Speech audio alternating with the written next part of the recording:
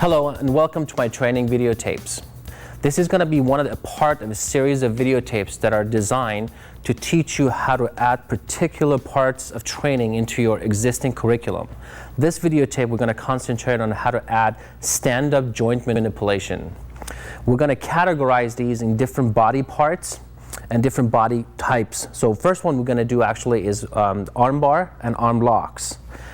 Before we actually start that, I'd like to go over some of the basic concepts and some principles that are going to help you understand what's going to make these techniques work.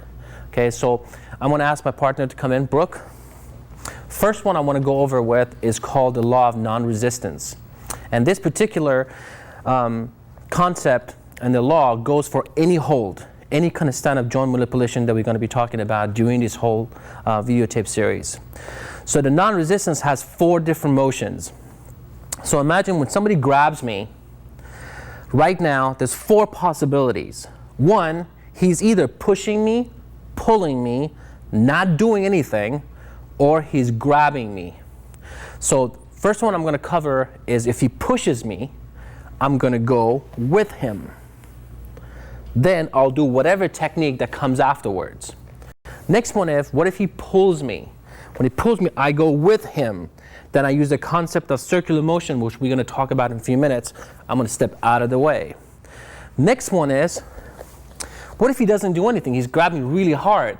So what I do, I create the energy. In order for me to redirect it, I have to have some kind of energy. So what I'll do, I'll step in, pushing forward, and he'll resist. When he resists, his force is going that way. So I take the force, and I do whatever technique that I have to do. That's the third possibility. The fourth one, as the most powerful one, is redirecting his energy while he's grabbing me. So if he's doing a slow motion, I'm going to drop and come right up while he's grabbing me. One more time. So if I slow motion this while his hand is coming, there is a force. So what I'm going to do, I'm going to take this force, go with it, then I'm going to step in and do whatever technique it is. Don't be so concerned about an arm lock, wrist lock, or whatever it is.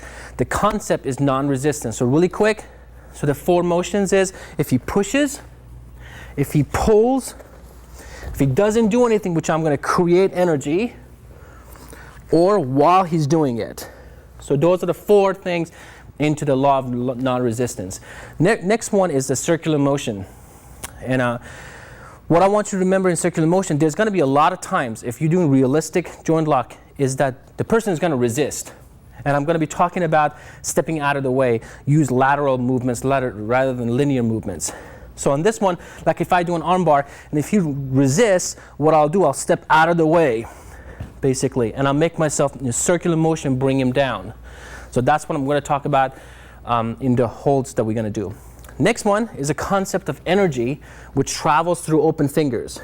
So one thing I want you to do at home, and you can actually do this with me, is go ahead and grab your wrist, keep your fingers open, make a fist, open. Do you feel like your wrist actually expands? And what that really means is that when somebody grabs the wrist, I always want to keep my fingers open so I can do stuff with them later. Second is the energy truly travels in open fingers. That's why, in my personal opinion, palm strike would have more internal damage than actually a fist. Because by making a fist, your energy is actually going back to you. Right? In open hand fingers, you're actually traveling. That's one of the reasons when you walk on a carpet, if you touch someone, the electricity goes right through and hits the other person. In order to demonstrate this, Aikido masters demonstrate the unbendable arm, which is no way it's a magical thing.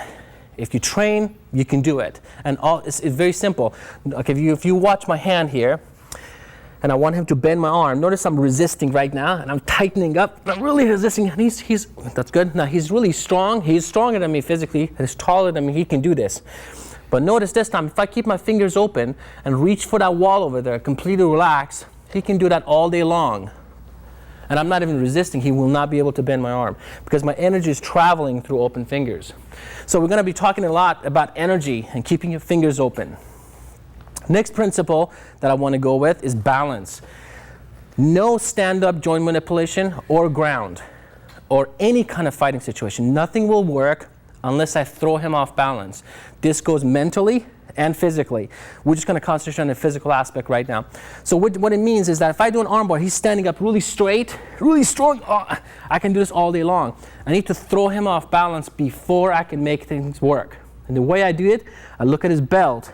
If I can shake him a little bit, then I got him all the way down. And I can do whatever I want to do with him later on. But the whole point is, I need to make sure he's off balance.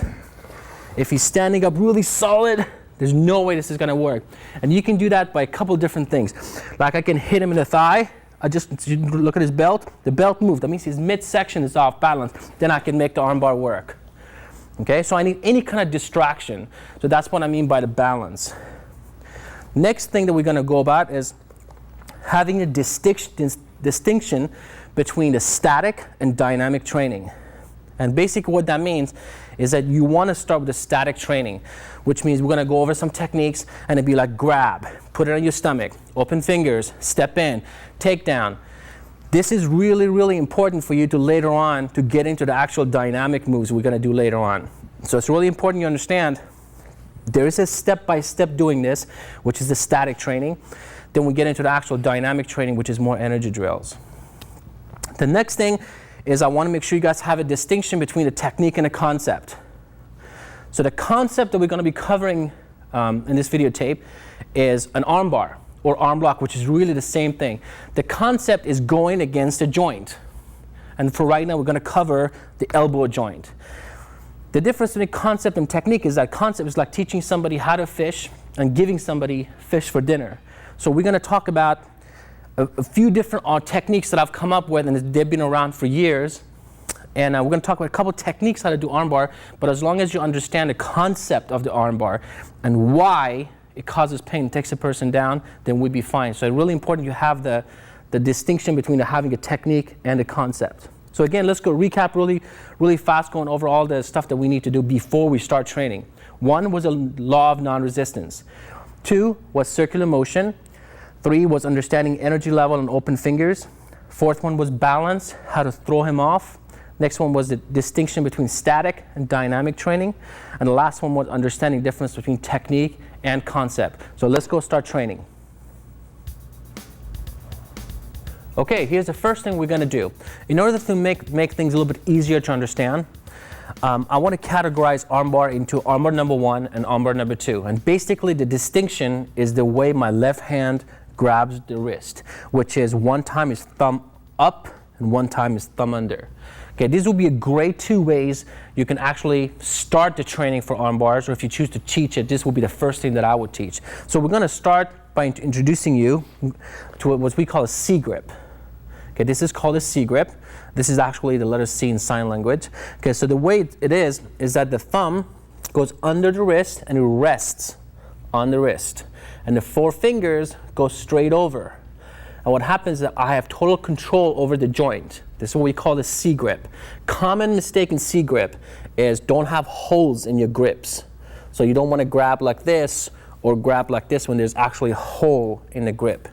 So with the C grip, okay, I'm gonna stand right by him. We both stand ready position. I'm gonna grab the C grip, bring it to my stomach, okay?